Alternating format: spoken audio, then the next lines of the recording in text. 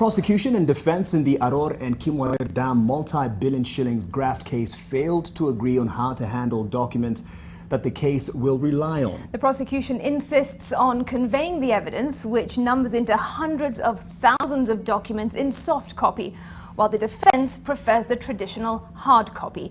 NTV's Brenda Wanga reports. It's going to be a trial like no other in the history of the country's fight against graft, not just by virtue of those in the dock, but also the multitude of work that will go into prosecuting and defending the case. Evidence arranged. A total of 142 witnesses are expected to take the stand, witnesses that will give context to thousands of documents that the prosecution will rely on its case. The documents we are supplying in this case number in 500,000.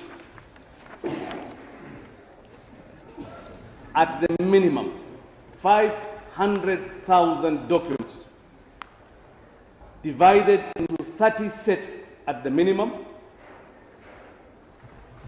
of 36 folios at the minimum, each with 15,000 documents.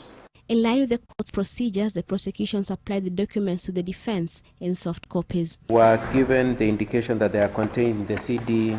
And it is here that the battle lines have been drawn between the prosecution and the defense. The defense say nothing short of hard copies of the documents will do in the trial. Reading 500,000 pages is actually forcing us to do that is trying to delay the trial. Instead of studying these documents, they are already crying wolf.